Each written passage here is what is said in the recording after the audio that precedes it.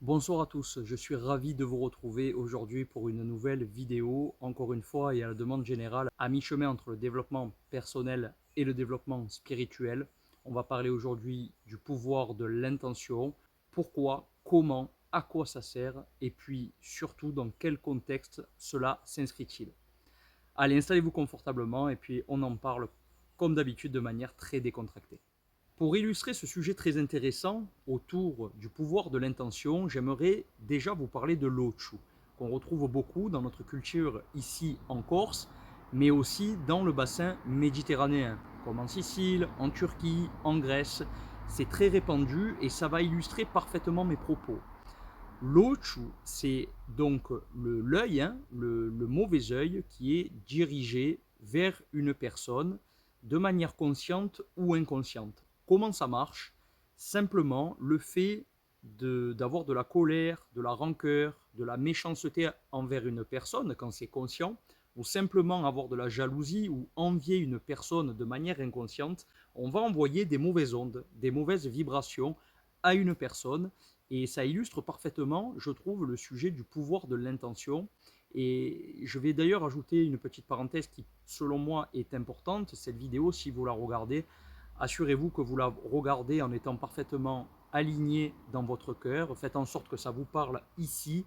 Et si vous regardez cette vidéo simplement pour satisfaire votre ego, votre éventuel côté je veux avoir le pouvoir, vous pouvez passer à autre chose parce que pour moi c'est vraiment essentiel quand on parle du sujet, du pouvoir de l'intention, qu'on se renseigne là-dessus, il faut toujours être ancré dans son cœur et respecter le libre arbitre. Et c'est une chose importante que je place ici, vraiment avec mon cœur.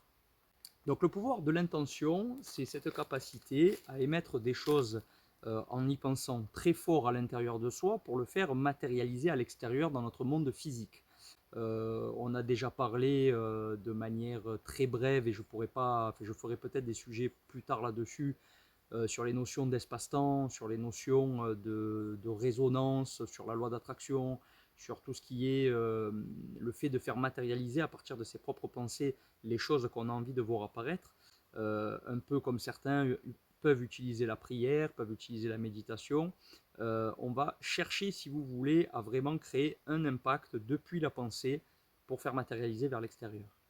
Certains vont utiliser la méditation pour leurs projets ou autour d'objectifs qu'ils ont prédéfinis à l'avance pour se visualiser comme si les choses étaient déjà là, étaient déjà remplies avec succès, pour ouvrir le champ des possibles et créer des nouvelles opportunités de faire venir les choses à soi. Alors, une nuance importante, c'est encore une fois le respect du libre arbitre, mais aussi se dire que on a choisi un chemin de vie dans lequel on va traverser certaines étapes et qu'il y a vraiment un moment propice pour obtenir en ses mains les choses que l'on souhaite. On a besoin de maturité, de sagesse, de lucidité, et des fois ça ne marche pas comme on veut à des fins d'enseignement, pour comprendre de ses erreurs, ajuster le tir et pouvoir s'autoriser à grandir davantage. Et ça, c'est un processus qu'on met beaucoup de temps à comprendre. Certains font le choix d'œuvrer pour des choses qui sont encore une fois au service de l'ego et du pouvoir. Et malheureusement, quand on choisit de se ranger là-dedans, on s'assure une recrudescence d'obstacles un peu en boomerang dans sa vie. Et c'est pour ça que je mets un énorme bémol quand je parle du pouvoir des intentions et que je vous dis d'être vraiment aligné dans votre cœur.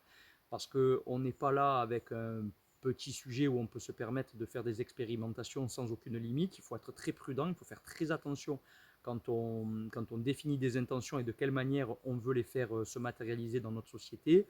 Le respect du libre arbitre et s'assurer aussi que c'est bon pour nous et pour notre entourage.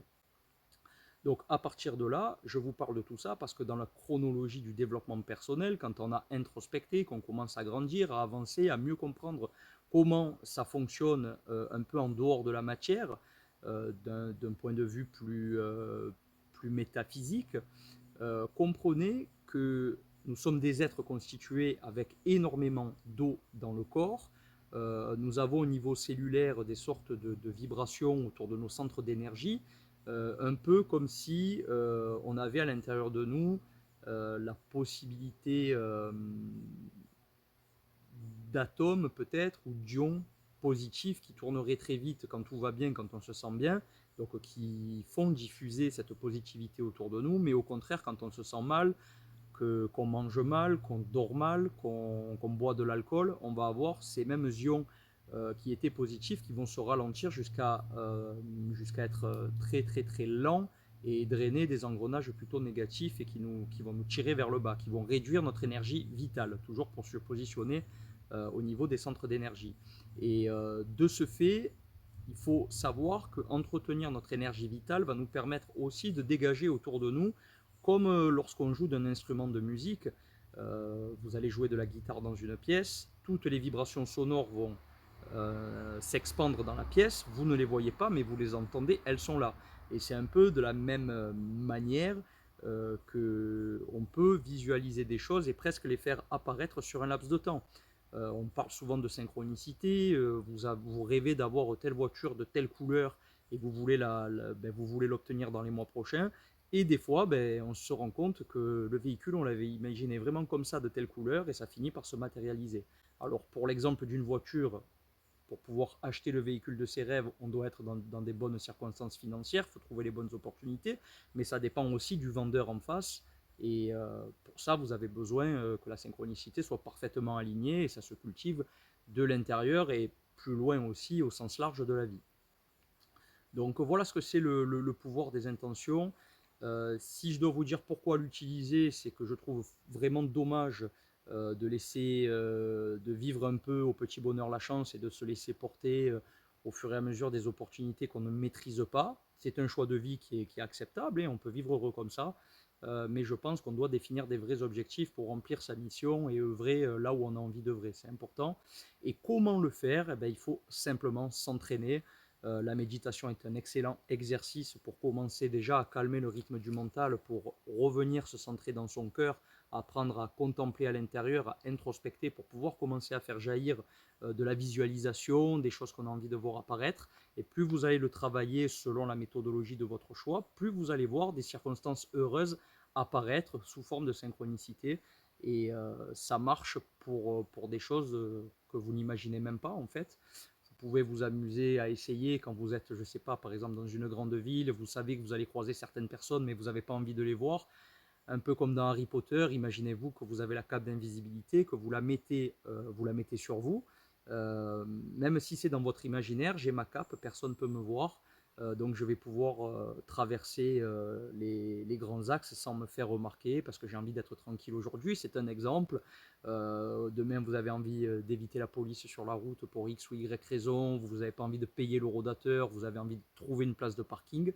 Visualisez, mettez le mental de côté et mettez vos intentions et voyez ce qui se passe. Et c'est un excellent exercice euh, pour commencer à emmagasiner de l'expérience et pouvoir l'utiliser encore une fois à bon escient, toujours dans le sens de l'amusement un peu de notre enfant intérieur, retrouver son âme d'enfant, mais aussi pour des choses qui font du bien, toujours à la recherche de paix, de sérénité, de belles choses dans votre vie.